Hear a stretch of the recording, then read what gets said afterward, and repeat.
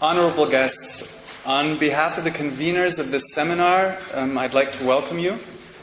And in the next 10 minutes, I want to provide you with a brief preview of what will happen in the next 3.5 hours.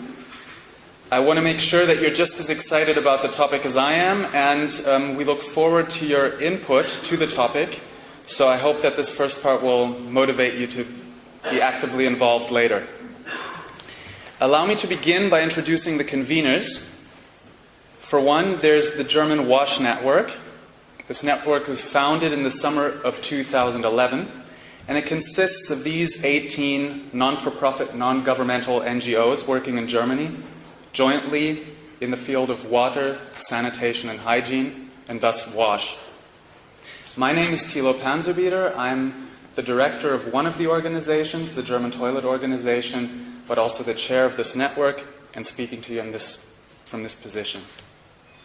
The second main convener of this seminar is WSP, the Water and Sanitation Program of the World Bank, which I'm sure everyone knows and probably needs no further introduction.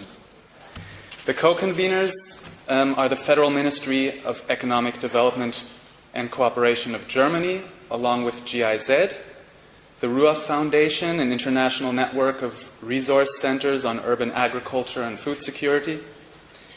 And then we have SEI, Stockholm Environment Institute, the Swedish International Agricultural Network Initiative, SEANI,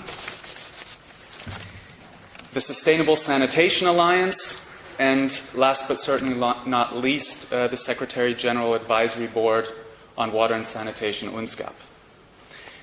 As you all know, the theme of this year's World Water Week is water and food security. And in the spirit of the Nexus thinking, it combines two fields that clearly belong together, but where sector professionals still need to improve their collaboration. Our seminar intends to assist in setting the stage for collaboration by increasing understanding on both sides. And as experts in the field of WASH, our first responsibility is to start with ourselves and to understand what food security actually is. In a second step, we'd like to highlight to food security specialists where we feel that WASH impacts their field of work. So let me begin. Food security rests on 4 pillars. The first is the availability of food, and this addresses the supply side, focusing on the production of sufficient quantity, quality, and seasonality of food and delivering it to local markets. Pillar 2 is the access to food, and it considers the economic and physical capacity of the households to procure sufficient food in order to satisfy the nutritional needs of its members. Leading to the third pillar, the use and utilization. Starting with storage, it includes how food is processed, prepared, distributed in the household, and it also considers the individual's ability to absorb and metabolize the consumed food, making sure it stays in the person and doesn't end up in the toilet. The fourth and last pillar is the stability of these 3 other dimensions over time, considering possible inadequate access to food on a periodic basis, for example, by adverse weather conditions or economic factors. So what is the connection of WASH with each of these areas? Access to WASH services can contribute to all 4 food security pillars, so let's revisit them. For one thing, WASH can help to increase agricultural production. Reuse-oriented sanitation approaches view sanitation as a resource and not as a waste. These systems can provide soil with irrigation water, organic material, and valuable nutrients after proper treatment of the wastewater or excreta. Secondly, WASH increases access to food. The economic benefits created by WASH, particularly for low-income households, gives them the possibility to have more money to spend, and food being one of their main priorities will increase in additional spending and to help stimulate local food markets.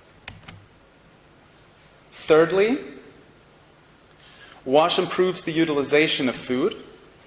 WASH interventions reduce cases of diarrhea, of worm infections, and less visible subclinical diseases like tropical enteropathy that cause malnutrition. Since families suffering from hunger are usually the same individuals living without access to WASH, governments struggling to feed their citizens can make a substantial contribution to food security by making WASH investments. It helps to make more out of the food that is available. Finally, WASH approaches have the power to add stability to food security. Environmentally sustainable systems can prevent pollution of ecosystems while at the same time providing water and nutrients for reuse. The bottom line is systems that supply fertilizers and energy on a local or regional scale are more independent from global trends and the resulting price swings on oil or fertilizer markets. Although all these before-mentioned connections between WASH and food security are very important, we decided in the preparation of this seminar to focus on the link which we believe is most neglected, the third pillar, talking about the human body, not being able to make use of the food that it absorbs as good as it could and as it should. Our seminar will have the following structure, subdivided into several blocks. We'll begin with an eye-opening introduction by Robert Chambers and Oliver Cumming, who will give us an idea of the true potential that the neglected WASH and nutrition security link bears. In a next step, we want to widen our perspective a little bit by introducing 3 promising approaches to bring WASH to scale, which can thereby contribute considerably to nutrition security. And Almut Weitz and Juan Costain will explain what conditional cash transfers are, including different case studies. Robert Chambers will introduce to us CLTS and its contributions to nutrition security. You may have seen in the program Kamal Kar was mentioned, and it was initially planned that he speak here. He was at the Water Week but had to leave early, unfortunately, and he sends his apologies and regards to all. And then Musa Bonsi and Linus Dagerskog will explain how productive sanitation can strengthen the link.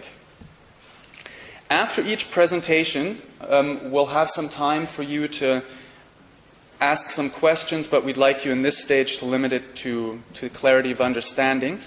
We do, however, look forward to your input and hearing what you have to say, so we've created an opportunity for more detailed discussion later in smaller groups.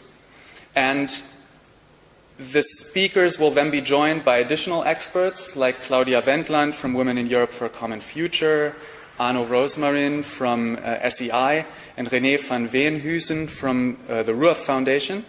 And then we'll have facilitated discussions, and these, including your valuable inputs, will then at the end be summarized in a panel discussion, aiming for us all to sort of paint the way forward together.